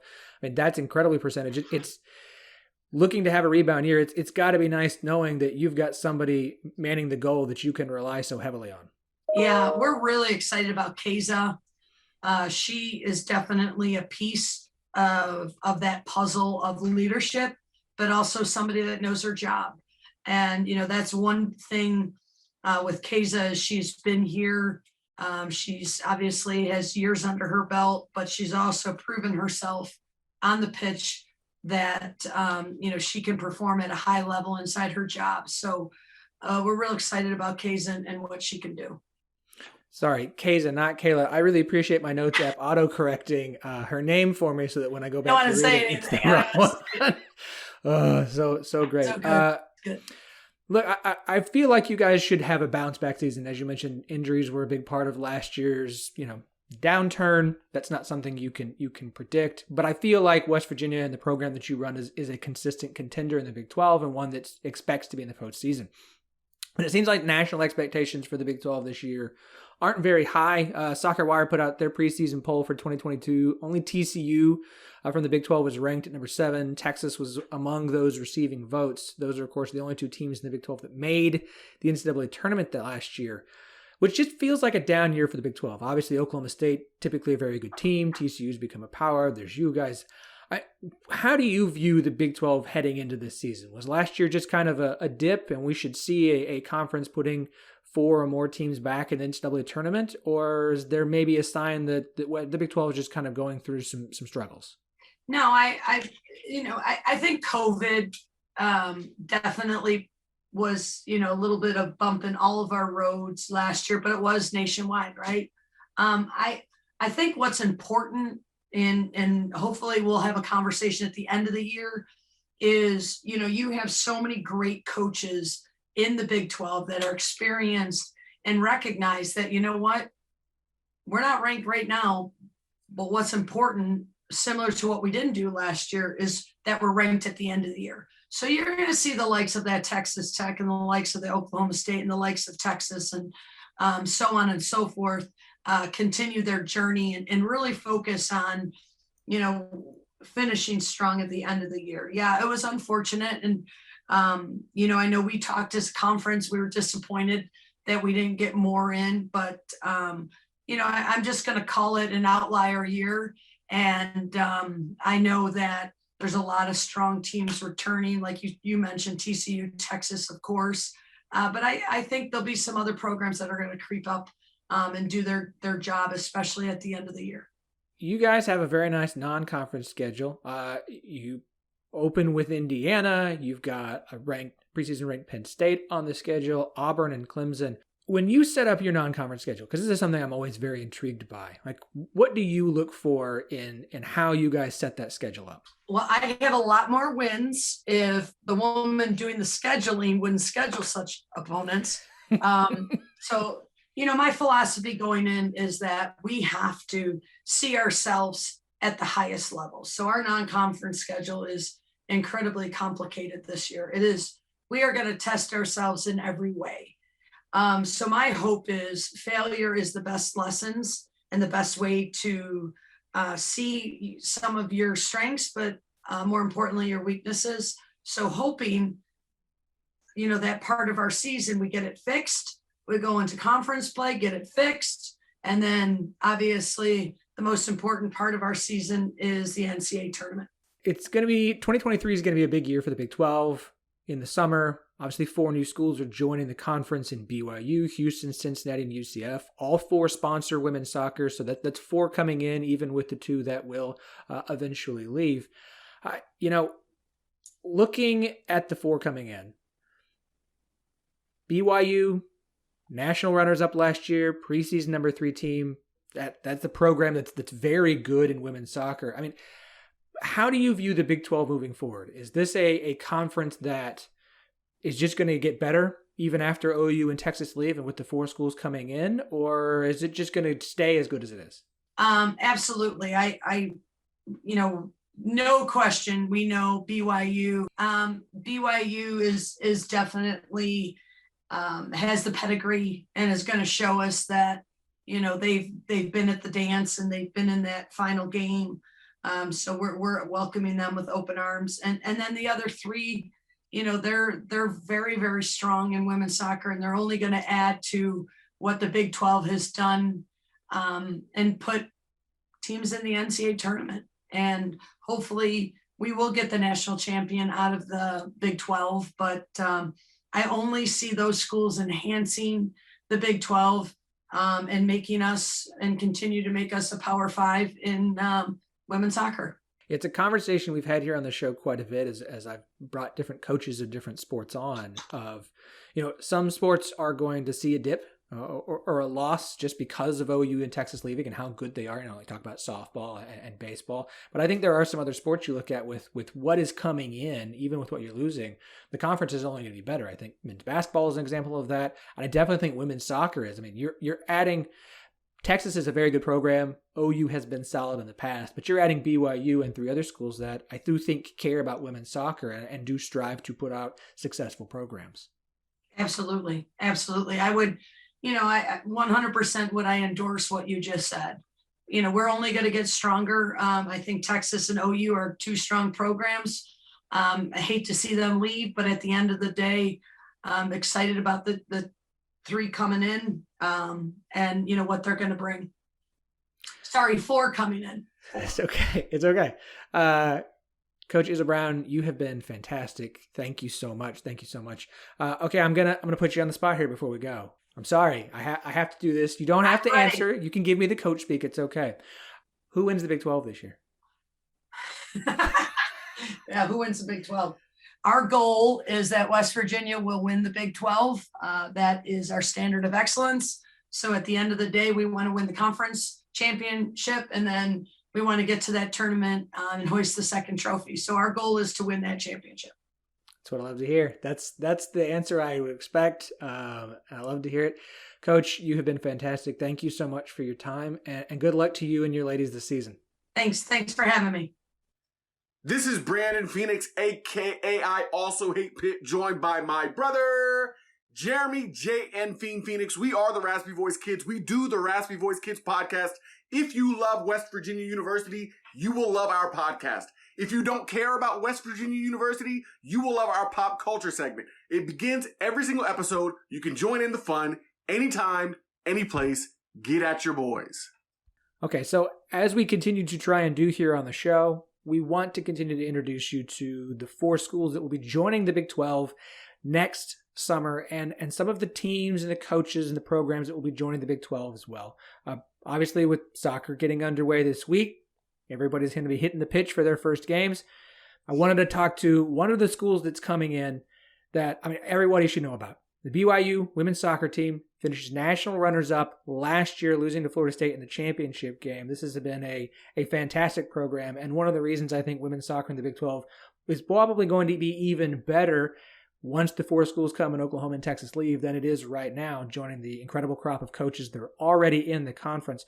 So very excited today to have Coach Jen Rockwood, head coach of the BYU women's soccer program, joining us. Jen, welcome to the show. Hey, thanks for having me. Appreciate it. I'm excited to learn more about the Big 12, maybe even through this conversation. Let's just start here. You guys finished as national championship runner-up last year. Soccer Wire has you ranked as preseason number 3 team in the country. You've been at this program for 28 years now, which is incredible, just incredible. And the run you've had as the head coach has been fantastic. Going into this coming season, how do you guys and how does your team handle kind of the expectations that have been put upon you? Yeah, I think that will be our biggest challenge, I feel. We had such a special year last season, and accomplishing some of the things that we did, and then kind of graduating some really special players and some of our main leaders. But we also, some people don't realize how many returning players we have from that great team. And we returned 7 starters. So we have a lot of experience returning, and some really good leadership. But I think anytime you come off a season like that and you've got a lot of these returning players, I think the challenge for us is being able to manage the expectations and manage the pressure that the girls feel, or that they really put on themselves, mostly because they want to get back to where we were last year. I mean, it was such an amazing run through lots of ups and downs. It wasn't an easy road for us. We had to learn some good lessons along the way.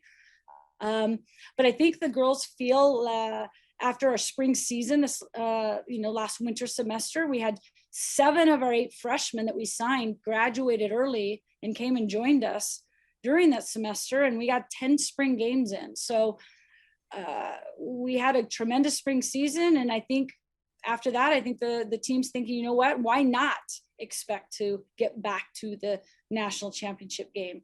So I think that will be a big expectation for us, but learning to deal with that pressure and that expectation with this group will be our challenge. As you mentioned, you do return a lot on a roster that scored a nation's best 77 goals last year, which is just crazy. There are a few key pieces to last year's team that are gone. That includes both of your top 2 goal scorers in Michaela Coolahan and Cameron Tucker. Focusing on offense first, how do you replace their production, and who do you feel on this team is kind of taking on the responsibility of trying to do that? Yeah, I don't feel like early on or this season that maybe we'll do that. I mean, Kayla was such a special player, someone who was a playmaker and then created goal scoring opportunities for teammates, but then also could score herself. I mean, that's quite unique. Probably the most complete player we've had here at BYU. And then you have someone like Cameron Tucker, who was a threat anytime she was on the field.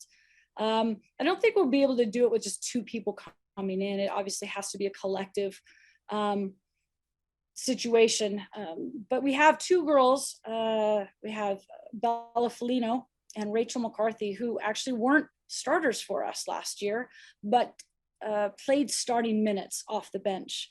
So even though they weren't part of our starting group, they still had a ton of experience and played as many minutes as a lot of our starters. So I think Bella scored like 9 goals, and Rach had, for a lot of reasons, had maybe not her best performance. The year before, she was a first team all conference player. But she'll be back. I mean, we're going to put Rach kind of up to fill that spot where Cameron Tucker played, someone who can get in behind defenses, someone who has tremendous speed and athletic ability, who will stretch out the field and cause a lot of problems, I think, for backs because of her speed. And then you have someone like Bella, who is probably our best true goal scorer on the team, one of our best finishers, which is why we're taking her out of our diamond in the midfield and putting her up top, so she is in front of the goal more. But I think between those 2, they're very capable of scoring a lot of goals and creating assists for each other. And then we also have Brecken Manzingo coming back, who also had a lot of goals and assists for us, and is a big threat from long range. Has a very powerful shot, good left foot, good right foot. And she can also create a lot of goal scoring opportunities for us. We'll move Jamie Shepard, who's our best and most experienced returning player, who played the 6 for us and played it so well, was a starter for us as a freshman. So she has, 2 years of start, really 3 if you count the COVID season. She started 3 seasons already for us, and she's our team captain. We'll move her into Kayla's slot. So a lot of it will be how she manages the ability to switch roles and be more of an attacking player, more of a playmaker. She's going to have a lot more pressure around her as far as people. At the 6, you don't have a lot of people marking you every second. That in the 10, you have one, or sometimes Kayla had 2 or 3 people trying to close her down. So a lot of it will be how Jamie manages that. But we really feel that she's a special player and has ability to score a lot of goals, similar to Michaela. So you kind of put those girls in the mix. I mean, that's a lot of good goal scoring mentality. And after our spring season, we felt like we would be able to play in the same system and the same format that we played this last fall. So everyone is quite familiar with it. And it is a unique formation, but we used it to our advantage. And with our returning players, we're going to stay with it for this fall, at least to start.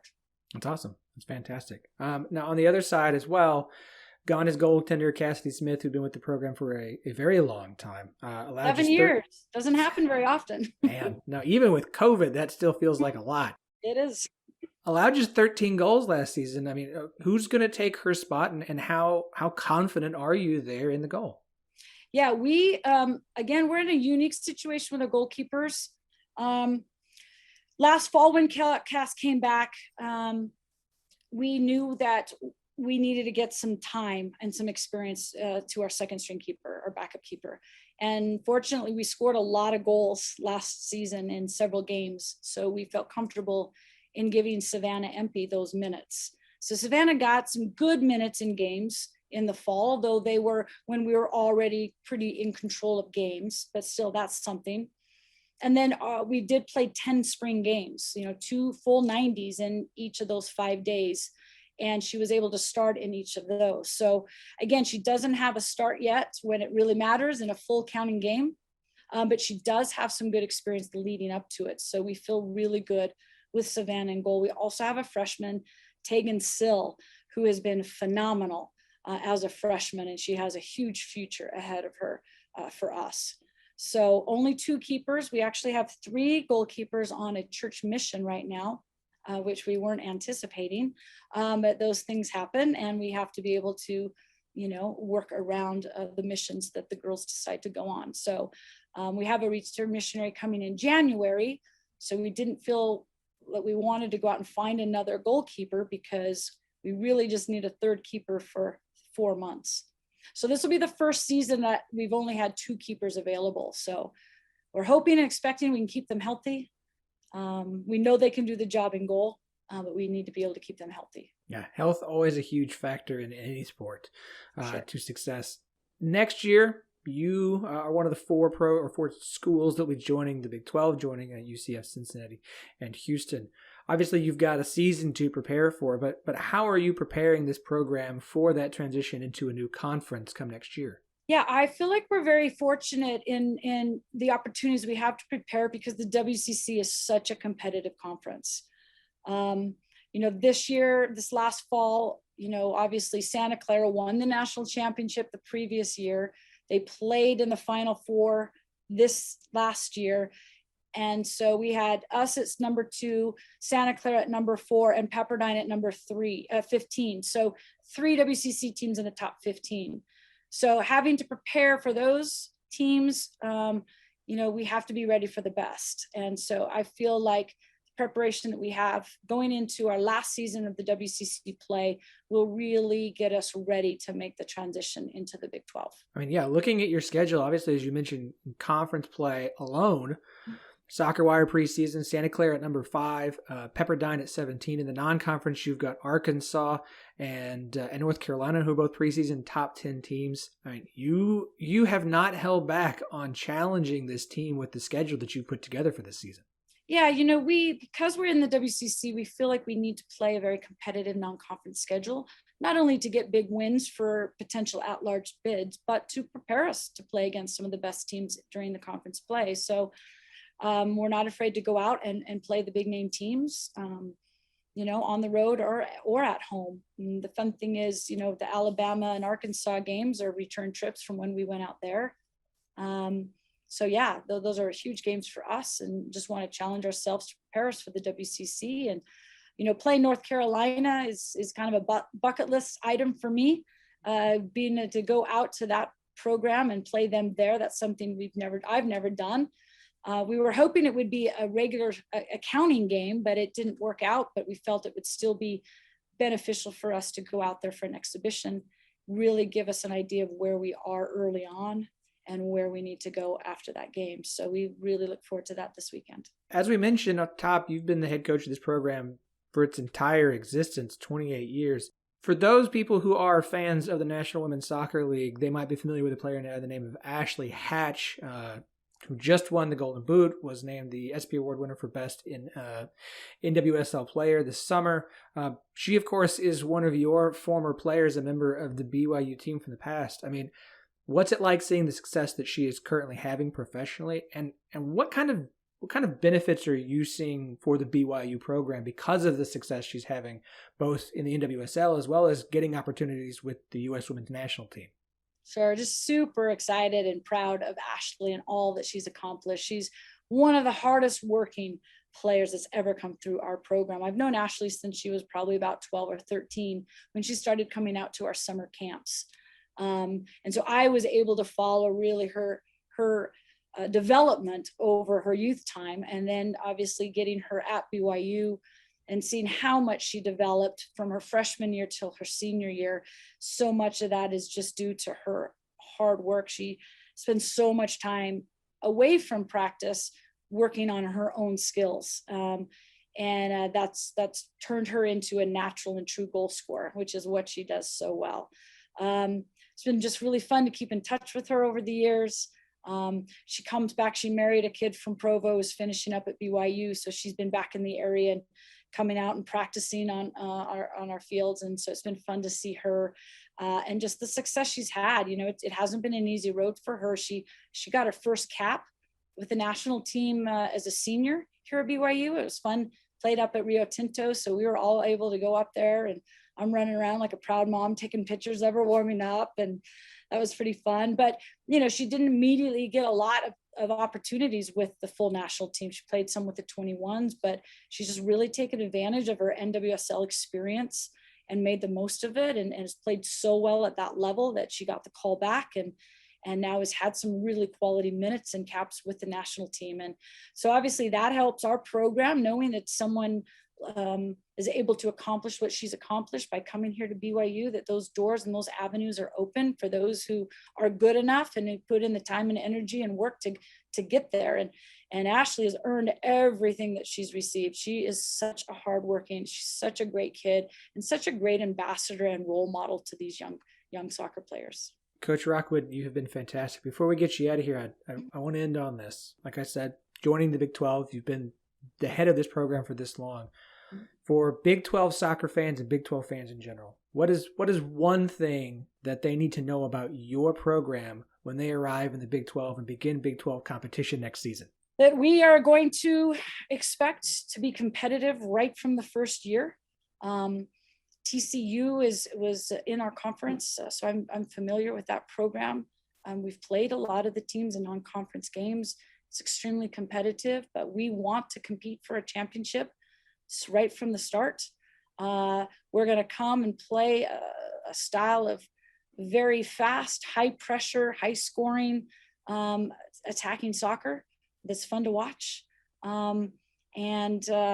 We're just really excited to join the new conference. It's so good for our school, for our football team, and anything that's good for football teams really helps out women's soccer. So we're excited about the new adventure that we're going to be on. It'll be hard to travel. And because we don't play on Sundays, we'll have to figure out the logistics of our conference schedule. It will be different than everybody else's, but we're ready for the challenge and excited for that new challenge. Since you guys have a history with TCU, are we going to have a fun little soccer rivalry kind of renewed here when you guys get to the Big 12? I think absolutely. Why not? Pick them. They've been the dominant program the last 2 years in the conference. And they are a team that knocked us out of the NCAA tournament the last time we played there. So although the girls on the team don't really have any experience with TCU, I feel quite a rivalry with them. I think that will be fun. So we can get that going, but just a lot of quality teams and quality coaches in the conference. And we feel honored to be able to join them. And we hope that we can bring even more and add to the success of the Big 12. Yeah, I will second. I fully expect BYU to show up and immediately be contending and be successful in the Big 12. This is, as you mentioned, a very good soccer conference with some fantastic coaches, but I think you've got one of the best programs in the country and are immediately going to increase the quality and the level of competition and play in this conference when you guys get here in 2023. Coach Rockwood, you have been fantastic. Thank you so much for your time today, and good luck to you and your team this season. Thank you. My pleasure. And feel free to give us a call anytime. We're happy to chat.